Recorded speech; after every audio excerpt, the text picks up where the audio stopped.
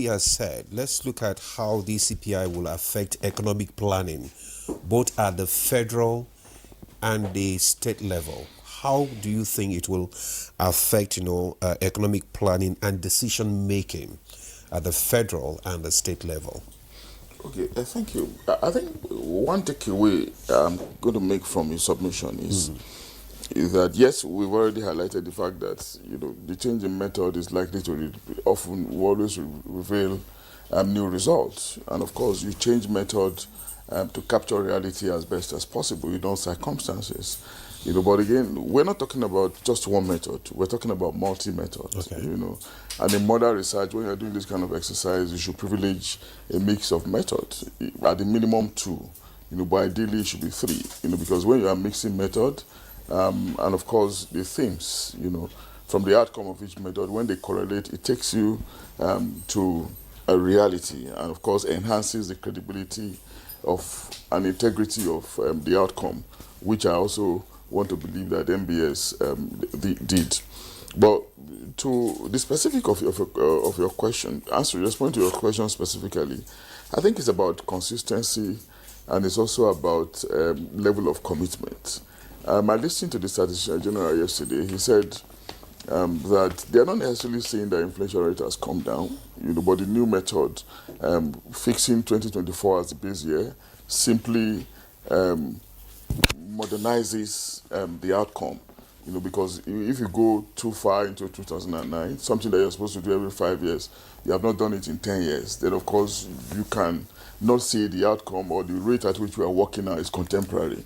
So to make it much more current, much more contemporary, you need to bring the base year closer, and you change the weight as well. So the items in the basket. So how do we now get policymakers to look at it? Of course, it's an indicator of the trend that can be evident in the economy, with any social system, by the way. And of course, it tells us that the trend is dynamic. It is not static. Now you have something that you can work with, something that is more recent, something that is more current, something that is more contemporary, something that is largely updated. Okay. So if you're having updated fact before you, then it should make you to be more assured of your policy directions. Okay. But beyond being more assured of your policy direction is the element of commitment. How commitment are you going to be when you outline these policies or when you formulate them? So we also need government at different levels, federal and state, to prioritize commitment, focusing on delivery, okay? The practicalization of what they have idealized. It is not enough to come out with fantastic policies. We often always do this in this country. We are not short of ideas on what to do, but implementation is always a being. And now we can be slightly celebratory that we have a current data to work on, the CPI, which I also believe is going to come ahead of the overarching GDP rebasing. But this is preliminary to the bigger picture that we're expecting from MBS. But above all, again, is for us to drum up the question of trusting the agency. We know sometimes that we suffer from what we have largely agreed to be trust deficits, because of past failures of government and their agencies. So it ends up depleting the kind of trust we invest in these agencies. But an agency like MBS that works with data that are verifiable, data that are empirical, needs a higher level of trust. Actually, yes, that's true, because one of the questions that somebody asked is that are we really sure that the figures is not government involved?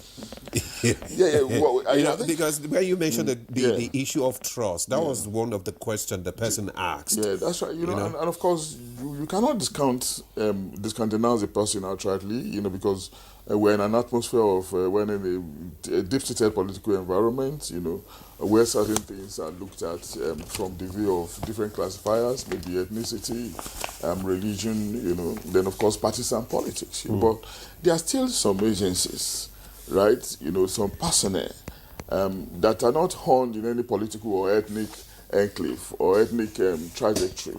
You know, and of course, if you look at the method that they use or the way they operate, it's very, very difficult for us to have the infiltration of these nuances, and especially when there are substantial collaboration with foreign bodies that are otherwise credible, you know, using methods, techniques that are compliant with global best practices. Okay. And I've read the report to some extent, and I could appreciate the depth, you know. If you have to fault it, it will simply be at the level of academic arguments, you know, or postulations. You begin to argue that they should have used this method or used that method. But in this case, if you are doing the research largely, the method you are going to use is largely depends on you, and maybe the team that you are working with, and it's about judgment, really, you know. But that judgment, again, we also know has to be judgment that are appropriate to the research that you are doing, you know, so that once more you can take reality, you can take us to as close as possible to reality in the bid to capture the essence that you are trying to capture. All right, thank you, Prof.